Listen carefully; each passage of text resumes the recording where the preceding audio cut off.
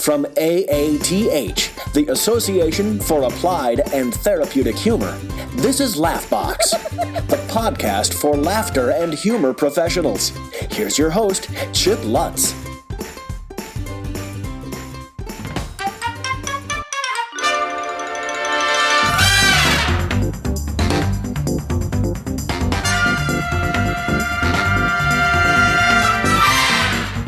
Well, hey, are you ready to have a little fun? Because we're talking about fun at work today with the Director of Inclusion at the Fun Department, Jess Ruggieri.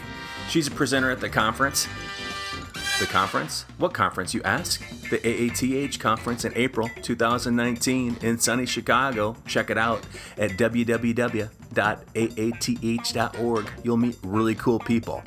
Now, this is our last episode of the calendar year. I had a great time talking to Jess. I know you're going to get a lot of great strategies you can employ to make the culture at work a little more bearable for people. I'm always really interested on the intersection of play and fun and how it affects culture, how it affects productivity, and she has some awesome suggestions. So I want you to kick back and really enjoy.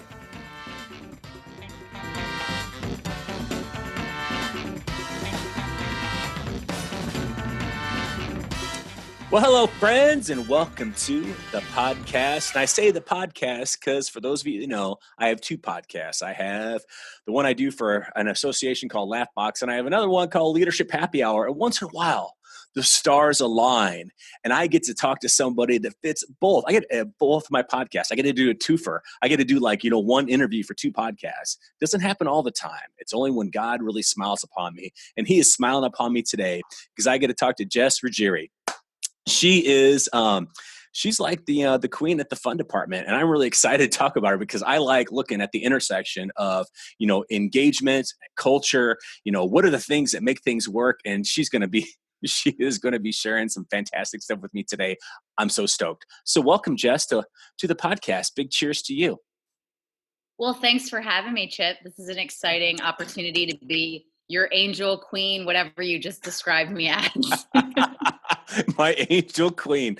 No pressure or anything, huh? No pressure on that. I'm just really looking forward to. I could have said you're my workplace messiah, where you're just going to you're going to show me the way. That actually is a great tagline. That would be, I don't think I would use it because it'd be pretty blasphemous, but that would be a great one to trademark. I am the workplace messiah. Anyway, hey, so for my listeners, if you could give them the 411, the hot skinny on who Jess is. Oh my goodness, I would love to. So I always tell people I have an expertise in small talk and helping people live better. One of the things about me that is, I think, crucial to know is I'm a pretty serious person, but I don't take myself too seriously. Mm-hmm. I have a master's, I have an undergrad, I've had a lot of life experiences, but I just think that I'd rather be more approachable than unapproachable to people. In fact, when I joined the Fun Department, one of the first things we do as a role is to create our own job title. Mm-hmm. And so funny enough, it's not the workplace messiah, but it's actually the ambassador of inclusion. And awesome. I think my whole life has been it's really, it embodies who I am, and not just as my, work job title, but as a person, because I think my whole life is based on trying to get people to feel part of something, to include them. That's why I've never been part of a clique. Because I think if I'm a part of a clique or something where people are on the outside, it's just not who I am. So I try to avoid all little groups as much as possible. I think that's why I ended up, quote unquote, being a leader, because I try to avoid following or being part of something. Because I like to get people to feel a part of something bigger. That's such an interesting thing that you said there, because I look at myself as well as that I'm not much of a joiner. I don't, I have a few friends, but I don't like. It's amazing. I was in the military for 22 years because it's I don't like taking orders, and I'm not a joiner. But so I kind of understand where you're coming from on that, on the inclusion aspect. That's pretty unique, pretty awesome. Well, I'm looking forward to our conversation today, talking about putting a little bit of fun into work as an aspect of culture. But before we get started, I'm just going to ask you a random question just to kind of get our conversational juices flowing. So, going back to when you were a kid, what was your favorite book, your go-to book? Like when, you asked your mom and dad to read to you, what was your favorite book? Oh my goodness. I was actually a pretty big nerd. And I don't remember much from my young childhood, but I do remember we used to have these like readathons. And Mm-hmm. I had my shelf of books and I would just read them over and over and over again. But I don't know if you remember this because I think there's a little generational gap, but there was a series called The Babysitter's Club. Is that familiar? Yeah. I didn't read it. I mean, Yeah, right. I think, yeah, I did read it. Yeah. I still read it. Actually, it's on my shelf. Sure. Yeah, right. The to-do list. So I used to read the Babysitter's Club over and over and over again. Interesting. Because those were mysteries, weren't they? No, it was like a group of girls that, I guess kind of they would have, something would go awry and then they would, have to do some sleuthing around and figuring out what happened or what disappeared. And, I don't know what drew me to them, but I think cause they were just like quick, easy reads and, you lose yourself in the moment while you're reading. So interesting. You just but have, I even I know. I tell people all the time, like, I can't get into fiction. I can't, but give me a book where I'm learning something Mhm. and I'll be all over it. I'll be sitting there notes or like writing paper. I really am a nerd. No, I'm with you. It's almost like you're talking about my own brain. I'm the same way. It's like I always look at reading as like there's a purpose to it. So I mean, when I travel and I'm on the road, audiobooks, I'll listen to mysteries, or sometimes I'll listen to history. However, but normally any book I read is I have a specific purpose for reading it. Oh So. yeah. Anyway, well, awesome. That's cool to learn about you that you used to have readathons. So interesting. So what took you, now looking back, on, your past, what brought you to the fund department, this organization that goes out there, and what exactly do they do? Sure. So that's a two for question. Mm-hmm. So what brought me to the fund department? Gosh, I feel like my life, like I've never been one of those people that had a solid, like, this is what I want to be when I grow up, or this is what I want to do. But I always say that life just kind of happens to me. Mm-hmm. And when doors open, I'm one of those people that feels drawn, whether it's a spiritual, religious reason, but I really feel like I've been led in my life to go to certain, opportunities, and even the bad ones have led me, through learning experiences. So, like I said, I got my undergrad in speech communication with a interpersonal communication kind of concentration. So, and psychology. So I feel like, I really just majored in small talk, and I chose to move to Delaware because I Googled, this is so silly, but years ago when I was trying to figure out what the heck I'm supposed to do with my life, I literally Googled back in the day, communication and organization, because those are two things that I love and I'm good at. Mm-hmm. And this book pops up called like Fat Jobs for Professional Organizers. And I was like, great, I'll start my own business as a professional organizer. I'll help people get their lives straight. And I moved to Delaware and the economy was tanking. And so one thing led to another. I ended up in food service, managing a coffee shop, and became a fitness coach, a personal trainer, ended up getting my master's at University of Delaware. Do you know what I'm saying? It's just like my path is so different from the norm. Right. And so the founder of my company used to come into my coffee shop. And so I would say probably about 9 years ago, we sat down and talked about this organization that was trying to bring basically a redefinition of team building into the workplace culture because of the shift in generations and the shift in, the workplace dynamics. Mm-hmm. And I said to him about 9-10 years ago, I said, wow, that's really awesome, but I need a paycheck. I'm not very entrepreneurial.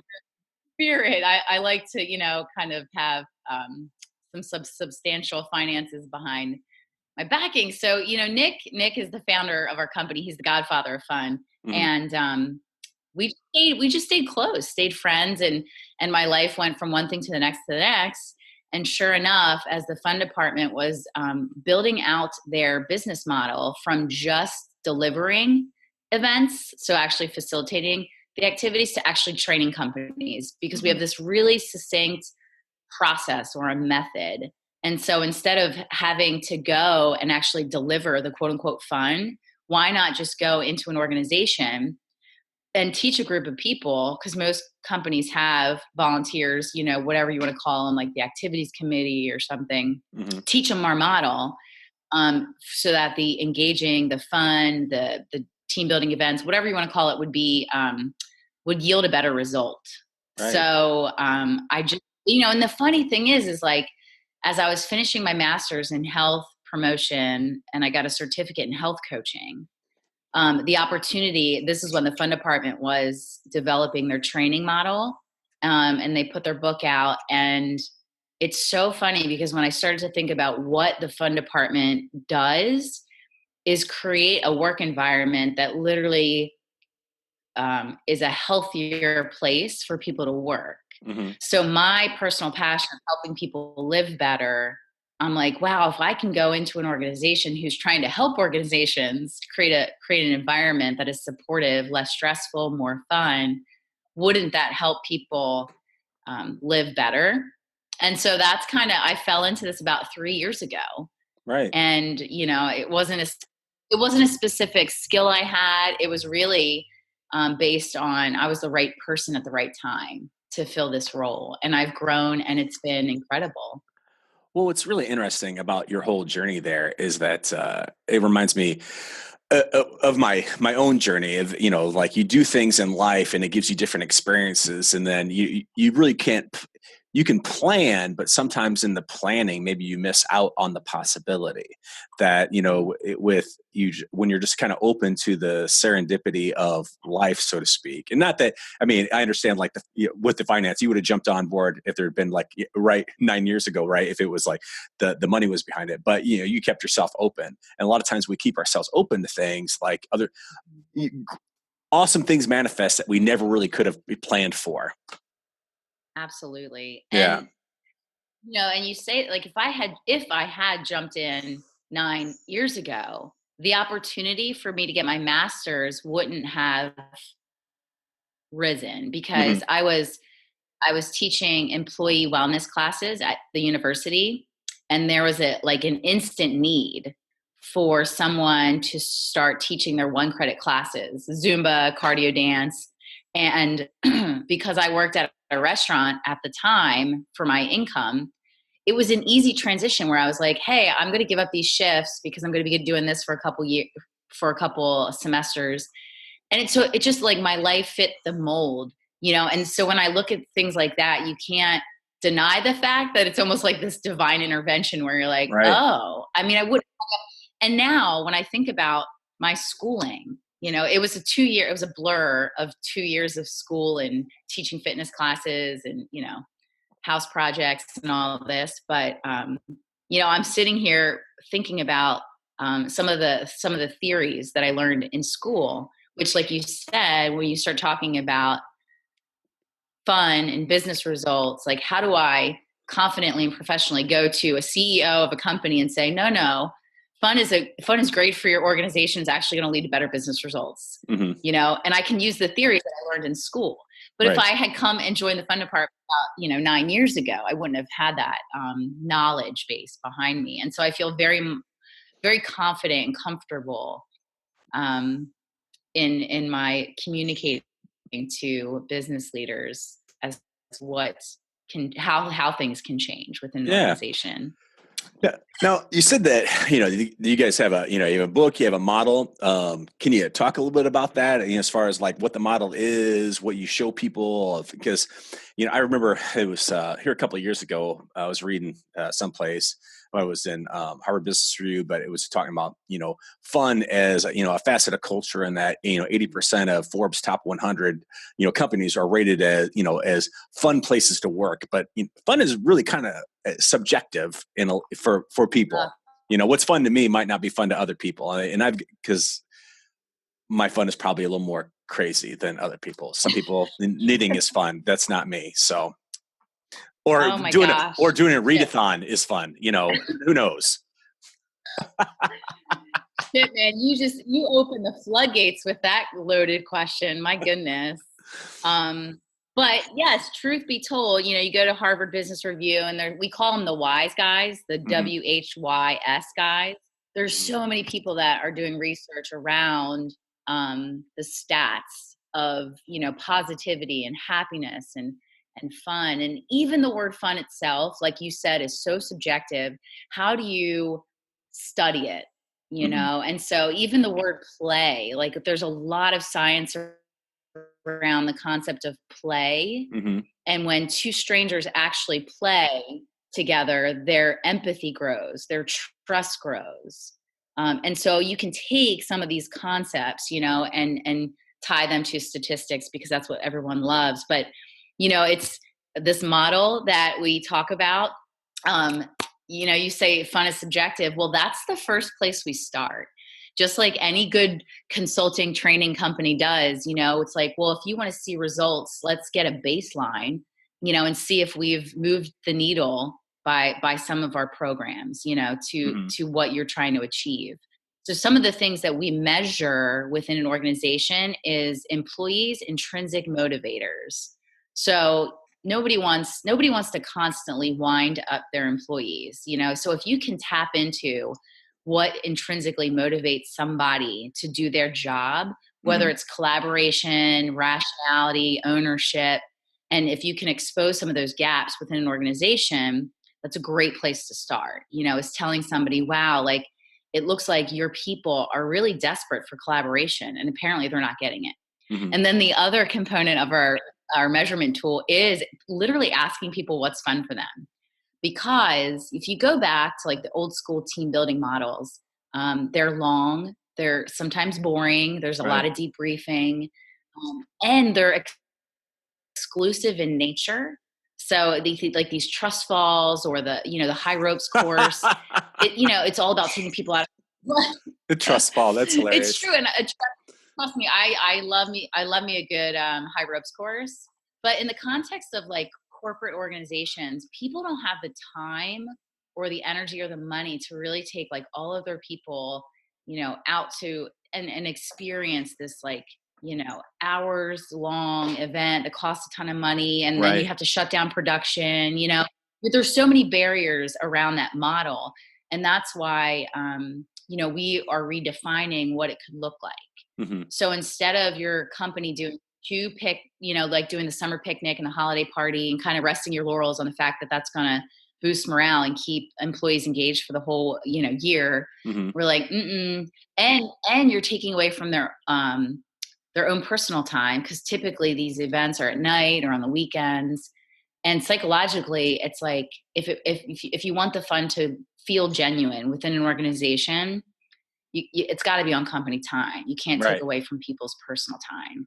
So, these are kind of the principles that we build, that it has to be all inclusive. It has to be on company time. If you really want to see change, it's more of a process, not an event. So it has to be consistent. Yeah. And of course, compliant. It has to be HR compliant. And then brief. So if you can do something in a shorter period of time with your people and do a really good job of what we call pregame and postgame, whether it's like hyping up for the event and using some pictures or maybe some kind of like trophy afterwards, you can get huge mileage, and actually people start to say that fun is happening all the time. Right. And the interesting thing is too, if if we go to a leader and we ask we ask them these questions, like, well, how fun is your company? Do people, and they're like, oh yeah, we're fun. But it's not about what the leader thinks is fun, or just kind of shooting, blind darts and being like, oh, escape the room's trendy, let's do that. Or, oh, paint with a twist is trendy, let's do that. Mm-hmm. It's just literally getting buy-in from your employees and asking what's fun for them, and starting to build these programs around what employees actually enjoy to do. Right. So, let me ask you this now. When, say, afterwards, you come in, you do a little, training on how to have fun. So, but for, the person out there going to implement, so does it have to have a point, or can it be just fun for fun's sake? Yeah. No, play with a purpose. That's our first core value at the fun department. It ties back to the leadership buy-in. Like the first thing that we as a company have to do when we go into an organization is align ourselves with like the leadership's objectives. Mm-hmm. And so there's a lot of work in the front end, to really get at how fun is going to be the driving force towards business objectives. Mm-hmm. And so can it be fun for fun's sake? It can be. Can it be play with a purpose? Absolutely. And if you think about these moments where you're gathering people to do fun things, for instance, I love double dutch. As weird as that may be, I have ropes in my trunk. And one day in the office, I just was like, guys, let's get outside.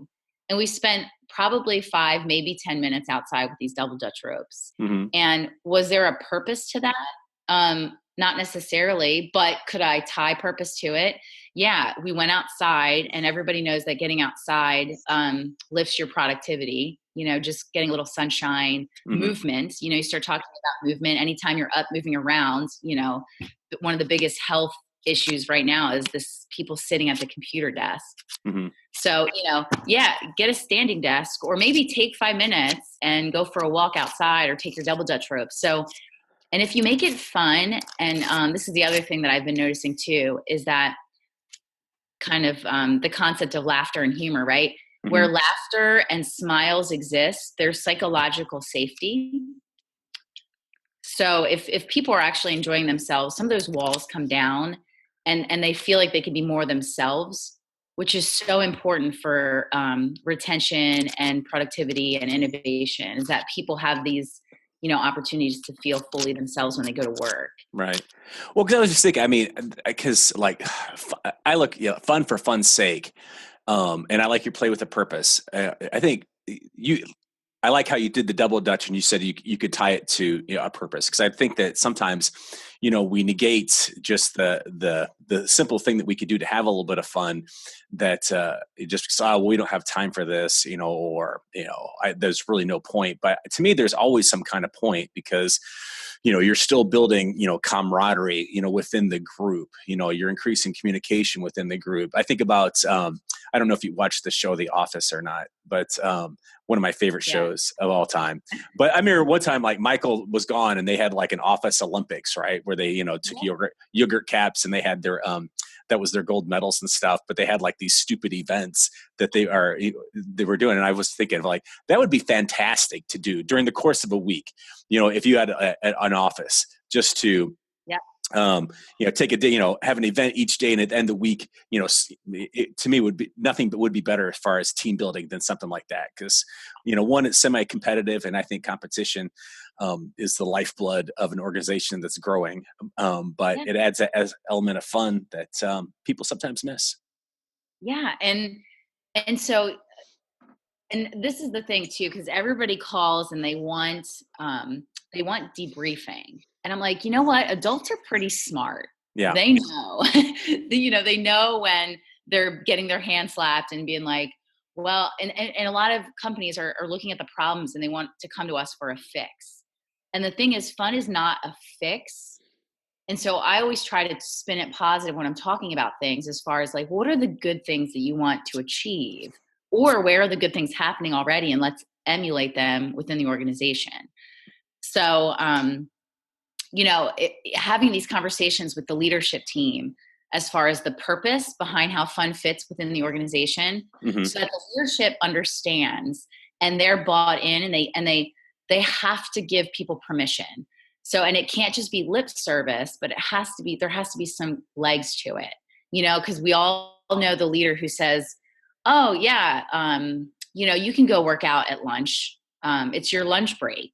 But if the social norm, right, within the organization, or you never see your leader going on a lunch break, then you start to well, I just don't feel like I'm allowed, or I'm going to get in trouble. Right. So you have to set the tone that it's okay. And the other thing too is that from a leadership perspective, there has to be empowerment to maybe the grassroots people who are going to be, quote unquote, the ambassadors or the champions. Mm-hmm. Because we also all know, you sit through these trainings and it's great, but if no one really is in charge of taking that process and running with it back in the organization. So during our initial training with what we call our fun and happiness ambassadors, we really get them to understand that the leadership say yes, and they want you and they need you to do this for your organization, mm-hmm. and to give them the confidence that it's hard to get adults to want to play, want to stop work and actually take a break. Mm-hmm. And so I try to really convince people that, it's that personal invite. It's no, come and just listen. It's going to take less than 15 minutes. Cause you all know, I'm a workaholic. So if I have a list of things to do, I'm going to be hard pressed to stop my work day to go and quote unquote have fun. Right. And I mean, I work for the fun department and I'm saying this. So yeah. No, I'm parallel with you. It's I'm a firm believer in fun at work, but sometimes you've got that long list of stuff to do. You're just you go back to Dr. Seuss. There's no time for fun when there's work to be done. That's I channel. Well, and Dr. Seuss also says oh gosh, what is it about fun? And it has to be, oh gosh, I have a quote. Done. It's basically it has to be done well for it to be purposeful. That good old Dr. Seuss quote. Oh, good old Dr. Seuss quote. Yes, there's a lot of them out there. You have to be odd to be number one. One of my, I love that one. Yeah. So good old Dr. Seuss. Here's this is so silly, and it kind of, as a leader, I put on a Christmas or a holiday onesie, and I put a Bluetooth speaker in my pocket, and I walked around our office with personal invitations to our holiday gathering at lunch, on a Friday or whatever day it was. Yeah. So I started to promote activity, but just walking in a onesie breaks the norm of work, and it puts a smile on somebody's face. So something as easy as that can be fun, right? It's what we call our pregame. How are we going to pregame for this, quick? And it was the most attended holiday luncheon that we had within our collaborative space. Mm-hmm. And can I take full credit for that? Absolutely not. But I want to believe that it's the personal invite. It's kind of breaking the norms and letting people know that if you're not there, we're going to miss you. And right. I think that's what people want, is that human connection where it's gosh, if I don't show up for this 15-minute activity, somebody's going to miss. I'm going to be missed. Right. So. And that should be the norm. Some of those. That should really be the norm, where people feel oh man, I'm going to miss out on this fun thing, opposed to feeling well, if I'm going to miss out on work if I go to this. I mean, that is a fundamental shift if you think about it on, how a culture operates. Is that, and I would think that at your, lunch gathering that, because the way a lot of lunch gatherings go is, people scurry over, fill their plate, and they go back to their cubicle so they can work. And where is the fun in that? So, right. So you probably had cool things going on besides eating. Well, I will tell you what we did is that we set the stage. So another one of our laws of fun is fun for all the senses. If you're going to have a meeting and you want to just have a little fun, just think of if it's you're throwing a party, why don't you turn on a little music? Why don't you ask your employees, hey, what's your favorite song this month? And then each weekly meeting, you start the meeting with a song that your employee, likes. And then it opens up the conversation why do you like that song? And then other people are oh my gosh, that's my favorite song too. So then you set the stage for these organic conversations to happen. Right. So as simple as like having some music, obviously having good food, and telling people that the fun is not going to hurt and that there's a chance to win prizes. And they could be silly, like you said. It could be something silly like the bottle cap, medals on The Office. Mm-hmm. But the simple activity, and if you give people clear rules, you break them up into teams, and it could be strategic or it can be random, whatever, the organization's looking for. We literally played a game which was untangling Christmas tree lights. We gave each team a ball of lights and basically said, first team to completely unravel their lights and plug them in to the power strip is going to win. Any questions? Ready, set, go. We turn some music on. There's this chaos. We take photos. The teams are going, hooting and hollering and collaborating, communicating, smiling. Boom. And that literally took maybe 5 minutes, from start to finish, organizing teams and all that. Right. And then you get, you take a photo of the winning team, and they get, gift cards to Target to get new Christmas lights or whatever. But that's what we teach people. And everybody wants this like easy solution or this easy answer, or like come in for a whole day of training because our people can't communicate. And my answer would be, let's do fun programs throughout the whole year and tie them back to your employees' intrinsic motivators and what's fun for them. Mm-hmm. And then we'll see some shift in your culture, you know, absolutely. But leaders, sometimes ask quick solution. And I'm like, unfortunately, I can't give that to you. Right. Yeah. Well, that's I forgot what I was going to say there, because I was still thinking about untangling Christmas lights. Because on that game right there, I wouldn't even participate. I would be like, because this is what I do with tangled Christmas lights. I throw them away and I go buy a new set. So that's what I would do. You're like, hey, we're going to do this. I'd be like, hey, you guys win. So you might be the heckler, because that's the thing too. Like, when we design programs, everybody can self-select how they want to engage, right? Like, we don't force anybody to do anything that they feel uncomfortable doing. Mm. So God forbid, like we have giant tricycles, right? And we bring giant tricycles to an event, and we're doing a relay with them. We say, choose 3 people from your team to be the riders or something. So now people are self-selecting into what activities jive them. Mm-hmm. And then the people that are like, there's no way in heck I'm going to get on that tricycle, but, I can score, or I can judge, or hold up, a go sign. Mm-hmm. So now, like, you find a place within our process where you feel comfortable and a part of the team. But we don't expect people to want to do everything. And then again, too, if you do these things consistently, like once a month, potentially, you might not like untangling the Christmas lights, right? You might like, oh my gosh, I'm just going to go and get new ones. Right. But, maybe the next one revolves around what's fun for you, and you'll get down, or you'll want to own it.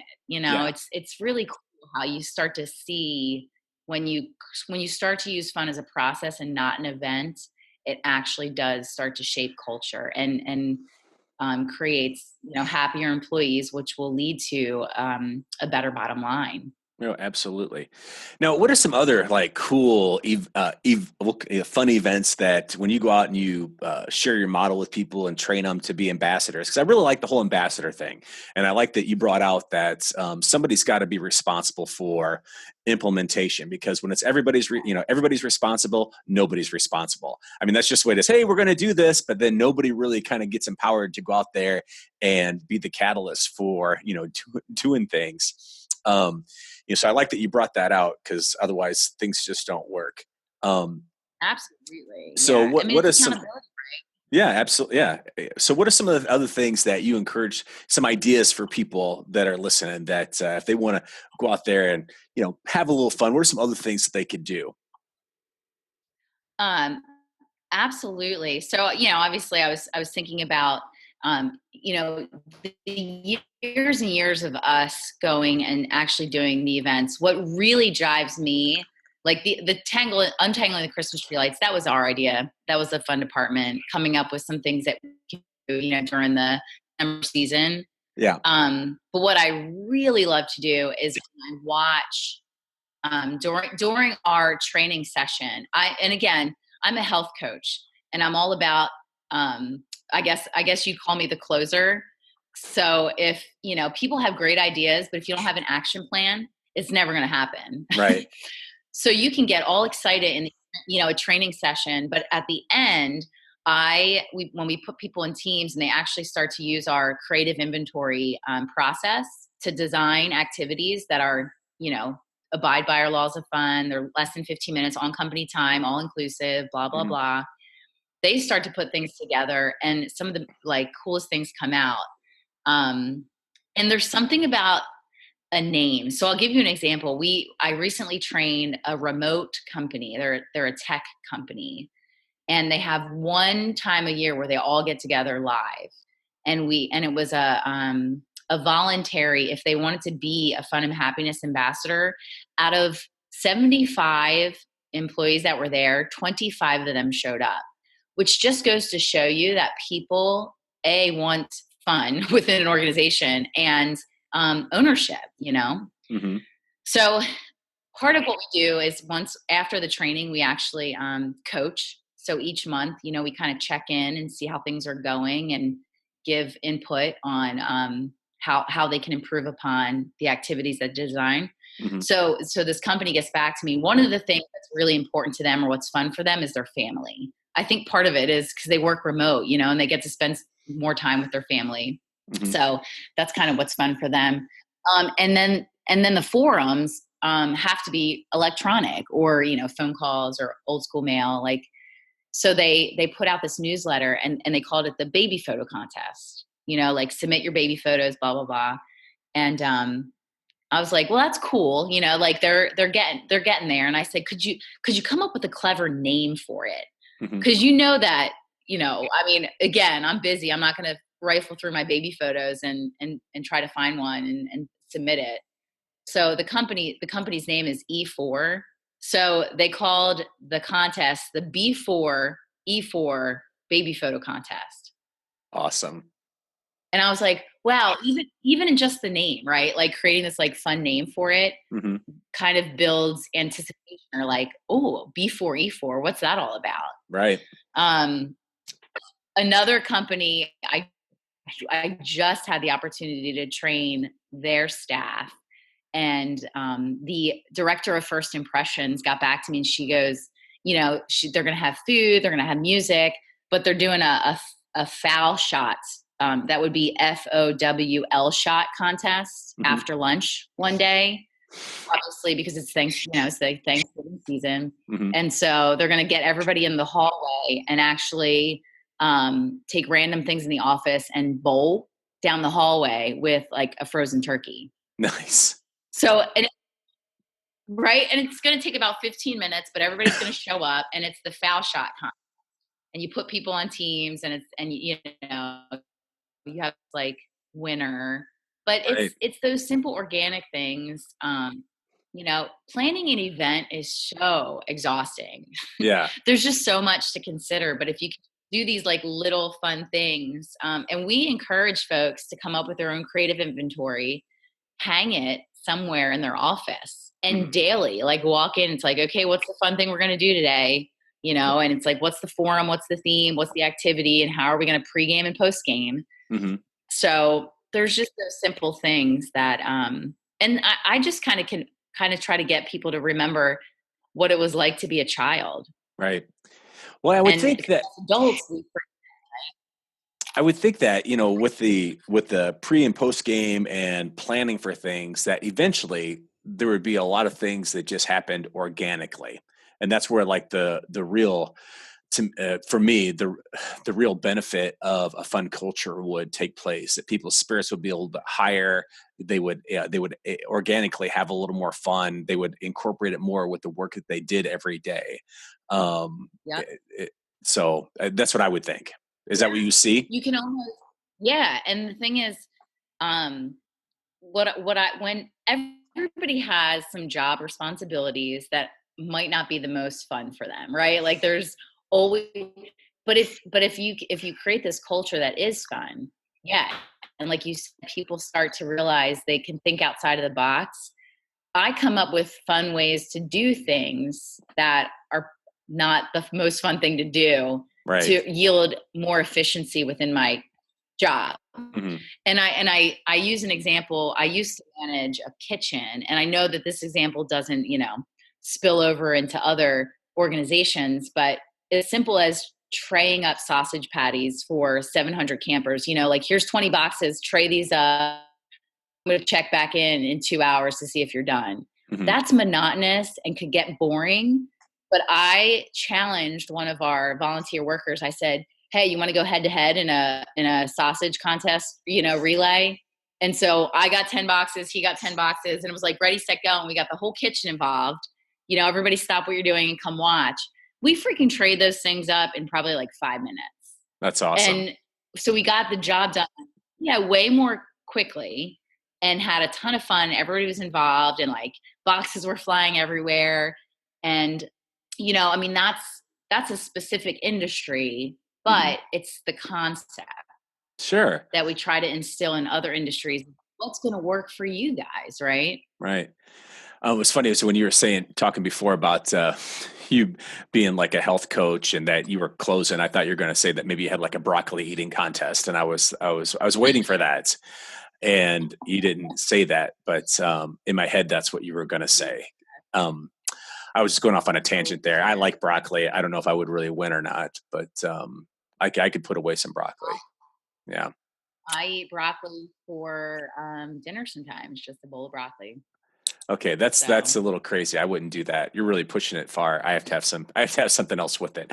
Anyway, I've really enjoyed talking to you today because I think that you hear a lot about companies looking for ways to like gamify different things, but they're looking at the electronic aspect of having an app where people compete and stuff. But I think there are things that we can do to gamify simple things, just like with the sausage relay that help motivate people, and they're so simple and create such a different kind of culture where people really just want to be there. I mean, I'm like you. I've never had a job where I woke up every morning where it's like, oh, holy crap, I get to do this. Usually it was the people that I worked with that made it fun, or it made it like, hey, I can't wait to work with these people today.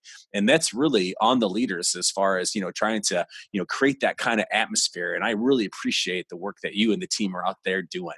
Now, if after today, people want to connect with you, where do you want them to go?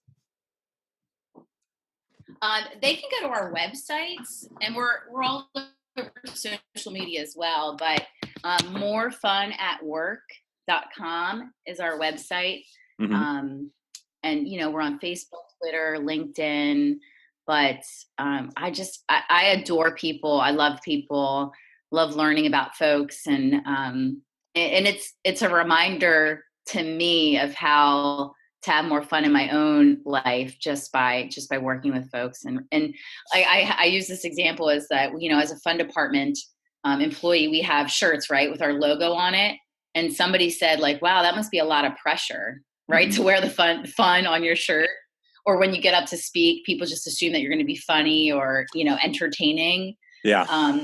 But I said, wow, it's a reminder to me that that's the way I want to live my life. And I challenge everybody else to think about what word they want to write on their shirt that's going to bring more joy, more happiness, into not only their workplace, but just their life in general. Yeah. My shirt would say donuts and bacon. Not broccoli. Not broccoli, donuts and bacon. Absolutely. All right. So that would bring more joy and more love to my life all the time. Matter of fact, this morning when I was at the gym, I had a little bacon treat last night, and at the gym, I could still smell the remnants of it. And I was like, this makes my workout so much better. So much better. Now, if we were really at a bar, I'm using my leadership happy hour format for our interview today. If we were really at a bar drinking, I'd give you some kind of drunk dare. But since we're not, I'm just going to ask you a few random questions for my overstuff would you rather book. And they are random, so I will apologize in advance if any of them are a little too sketchy. But we're just living dangerously. Are you? Bring it. All right. I like that. Bring it. All right. Would you rather, Jess, live in a world where houses are made of gingerbread and candy, or where motorized big wheels are the primary mode of transportation? Oh, definitely the big wheels. Yeah, that would be fun, wouldn't it? Because you could throw on the brake and spin around. I wish Oh my goodness. I never had a Definitely. big wheel when I was growing up. We couldn't afford one, but I was always happy to go over to my friend's house and ride their big wheels. I shared too Aw. much. Anyway, this is therapy for me. I just had to get it out there. All right, second question. Would you rather feel compelled to greet people by licking their feet or intensely smelling their armpits? Oh, I would definitely smell their armpits. And Chip, I actually have a story about that. Awesome. At the this is my life, but I used to work in the restaurants, and a friend of mine worked with me, and we would actually, like, you know how dogs kind of sniff and they like come up near your ear, and it's like that, you know when a Yeah. dog like sniffs, that sound. Hmm. We'd actually do that to each other in front of customers, which is just hilarious. They would just look at you like, oh my gosh, what is going on? But so Nice. yes, I'd have to go with sniffing the armpit. I like that. All right. Last question, Jess. Would you rather, oh, this is so gross. Would you rather eat chocolate covered cockroaches or deep fried roadkill? Oh, well, being I'm a female and dark chocolate's good for you. I'm gonna go with the chocolate covered cockroaches, as long as it's dark chocolate. Yeah, that's a toss up for me because, I know that the cockroaches would probably have a little bit of, protein to them. However, Uh-huh. I live in Wisconsin and pretty much anything deep fried is good. So Oh my goodness. it would be a toss up for me. Well, I really appreciate you spending a little time with me today. I've had a lot of fun and you've just kind of, given me hope for the future on the workplace trends that I've been a long time proponent of creating a workplace that's fun. I did it anytime I was in a leadership position, and I think that's what made me different from a lot of other leaders. I And can sense that about you. I really appreciate people that are out there spreading the word, being workplace messiahs. Yeah, we call it the movement, right? Yeah, It's a movement, and we're all in it, and it's just making the world a better place to live, well, which we I definitely do nowadays. absolutely. Well, thank you so much. Oh, it was my pleasure, Chip. Thanks for having me.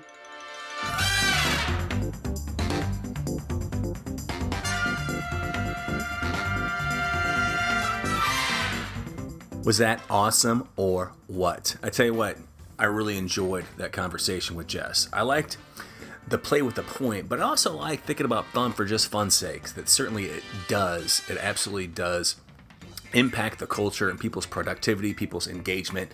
And you can meet Jess if you come to the conference. It's in April. Like I said before, go to AATH.org, check it out. You won't be disappointed. Fundamentally, the best, the nicest people on the face of the earth. So until next time, this is Chip Lutz, signing off.